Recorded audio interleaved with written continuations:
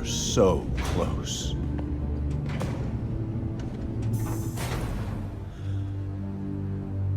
But I'll keep trying. I will find a cure. What's going on, guys? Welcome back to another video. In this video, we're going to be discussing why I think, in my opinion, that Marvel's Spider-Man 2 for the PS5 is gonna work as the best origin, or set up Norman Osborn's perfect origin to become the Green Goblin and the main villain in Spider-Man 3. PS5, PS6, who knows? Now obviously I'm not breaking any new ground in saying that Norman's going to be the Green Goblin. There are so many Easter eggs and just hit over the head references to the Green Goblin in Spider-Man PS4, where you get the prototype mask, which is known as the Peacemaker mask if I'm remembering correctly. In that mask, when you put it on, you get pictures of the pumpkin bombs and you also get a glider sink. So it's very, very clear that that's where the story is going. However, I think that the second game is gonna start having some drip feed information pieces that's perfectly gonna set up Osbourne as the Green Goblin going into the third game. I personally don't think he's going to be a playable villain in the second game. I think it's just going to be too much if you're going to be introducing Venom, you're going to be introducing Kraven, which are two of the biggest villains for Spider-Man. You're also going to have the storyline around Harry Osbourne as to whether he is or isn't Venom, but at least him coming out of the tank and the whole story around that. And so I personally think it's going to be too much to have all of that going on, plus setting up Norman Osborn as the Green Goblin and have him being a villain that you can fight. It's too much in my opinion. Now this whole video stems from a rumor that I reported on a couple of days ago. You can watch it up here if you haven't already. I recommend that you do, just to keep up to date. But basically the rumor goes, Norman hires Kraven to get the black suit back from Spider-Man because that was the only thing keeping Harry alive.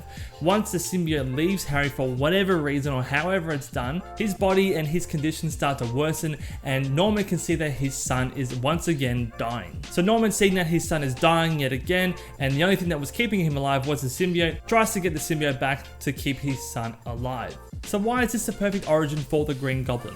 Well, stick with me and I'll explain. I do believe that in Spider-Man 2, Harry will die in some regard.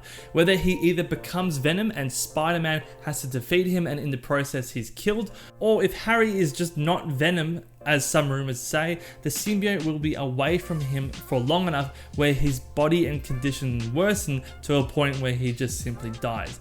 Either or, Norman will see that his son has died at some capacity by the hands of Spider-Man, keeping the symbiote away from him.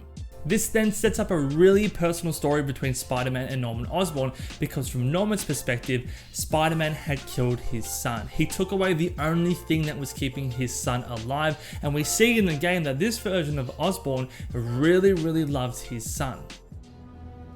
I love you, son.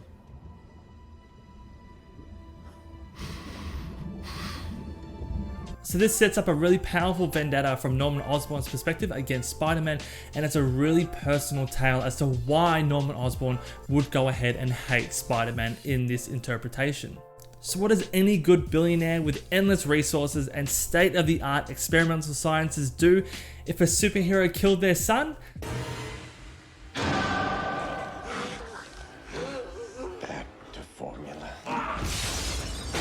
That's right, you experiment on yourself using your company's resources and you try to make yourself equal, if not better, than the person that took away your son. As I said before, I do think that Harry will die in some capacity in this game.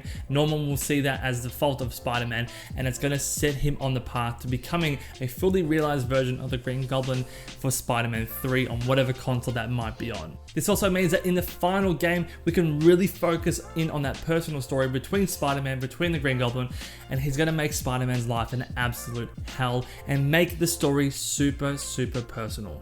But guys, that's my thinking as to how Spider-Man 2 will set up the Green Goblin and give him a great origin in this game to set him up for the main villain in Spider-Man 3. Let me know your thoughts down below. Do you agree with this? Would you want this to happen the way I explained it? Or would you rather have a different villain for the third game? I know I might be getting a little bit ahead of myself because the second game hasn't even come out, but we are getting little drip feeds of information about the Green Goblin's origin throughout Spider-Man PS4 and Miles Morales, so it's inevitable that he's on the way. But I think if they want to do it right, they're going to have to kill off Harry and set up that personal vendetta between Osbourne and Spider-Man. Let me know your thoughts down below. Let me know if you agree or disagree with me, and let me know how you want them to introduce Green Goblin if it's not the way that I said. As always, if you like the video, please go ahead, leave it a like, and subscribe to the channel for more Spider-Man videos. But take care, stay safe out there, guys, and I'll catch you in the next one.